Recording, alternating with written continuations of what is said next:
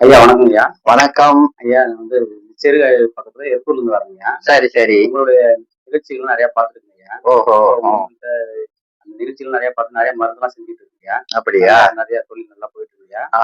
அதுக்கப்புறம் பார்த்தீங்கன்னா, இன்னும் நிறைய பயிற்சிகள்லாம் உங்கள்ட்ட நான் கலந்துருக்கேன். உங்களுக்கு புக்கெல்லாம் படிச்சிருக்கேன்.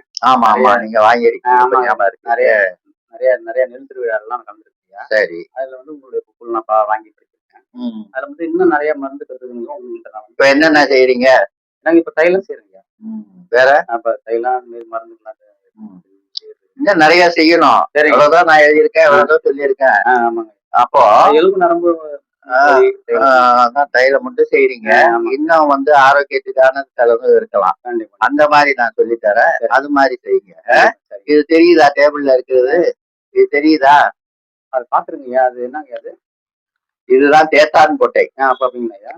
பார்த்து கேள்விப்பட்டிருக்கேன். இதுல பல விதமான மருந்துகள் செய்யலாம். இலகம் செய்யலாம், சரிங்க. காப்பி தூள் செய்யலாம், புரியுதுங்களா? லேகியம் செய்யலாம். இப்படி பல விஷயங்களை வந்து இத வந்து செய்யறது ஆரோக்கியத்துக்கு. இதுல சொல்றாரு சித்தர்கள் 3000 நோய்களை போக்கும் அப்படின்னு சொல்றாரு ஒரு பாடல்ல. அப்பேற்பட்ட தேற்றான்கொட்டை. தேற்றான் கொடுத்து தேற்று குழந்தையனே சொல்லி தேராத குழந்தைகளையே தேற்றுவதற்கு இது ஒரு அற்புதமான பொருள். இத வந்து நாட்டு மருந்து கடையில கிடைக்கும். இத முதல்ல நீங்க இந்த வியாபாரம் பண்றதுனால தேத்தான் கொட்டை காப்பி போடுவது எப்படி உனக்கு சொல்றேன். அடுத்த எபிசோடுல அதுல வேற மருந்து செய்யறதையும் நம்ம சந்திச்சு பேசுறோம். கண்டிப்பா இன்னைக்கு ஒண்ணுதான் சொல்ல முடியும் வீடியோவில். சரி, புரியுதுங்களா? இது தேத்தா மட்டும் தெரிஞ்சு போச்சு. கடையில கேட்கலாம். அந்த நாட்டு மருந்து கடையில வாங்கி முதல்ல என்ன செய்யணும்னா சுத்தம் பார்த்து கல்லு மண் இல்லாம ரொம்ப இருக்காது. இது பெரிய உறுப்பு.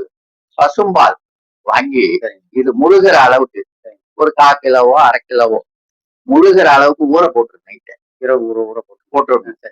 காலையில எடுத்து அதை கழுவி என்ன பண்ணணும், அப்படியே வந்து காய வச்சிடணும்.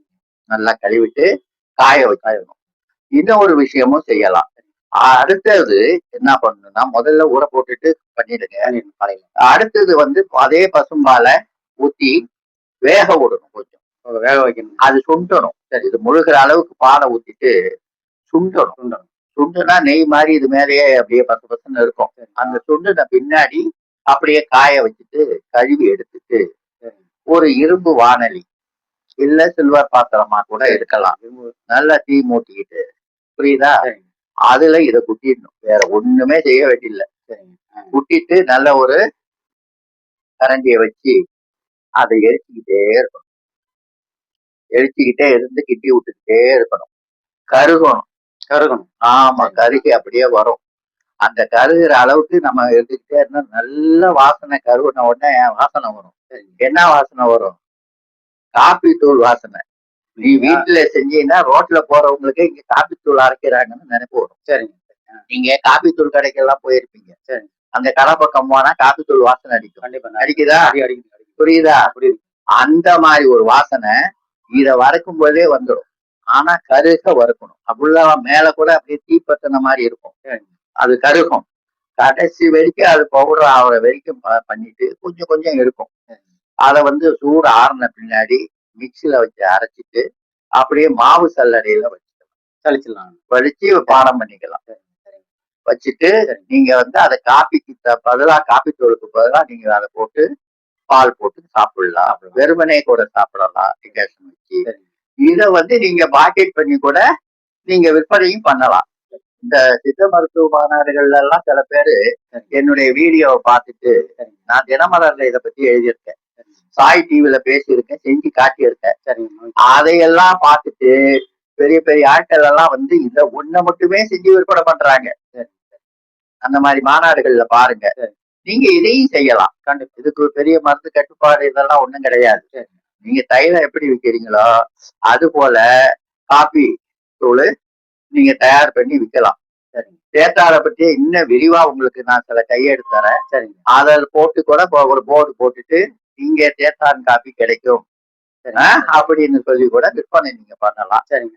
சிறு தொழில் தான், தேடக்கூடாது, பொய் சொல்லக்கூடாது, உண்மையா சொல்லணும், கெடுதலும் பண்ணக்கூடாது. அந்த மாதிரி செஞ்சு வாழ்க்கையில முன்னேறுங்கப்பா. இன்னும் இதுலயே இன்னும் சில விஷயங்கள் இருக்கு தேத்தால என்னென்ன செய்யலாம்.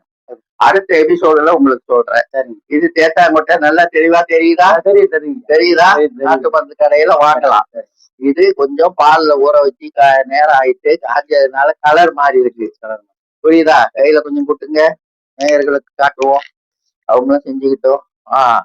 வந்து இந்த மாதிரி இருக்கும்.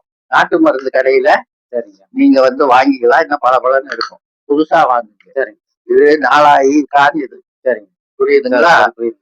இது வந்து ஊற வச்சு இப்படி எல்லாம் ஆனது. அப்புறம் ஊற வச்சு எல்லாம் பண்ண முன்னாடி இந்த கலர் தான் வரும். சரி. ஆனா நீங்க வாங்கும்போது நல்லா பளிச்சுன்னு இருக்கும். சரி. அது மாதிரி வாங்கி செஞ்சு சரிங்க.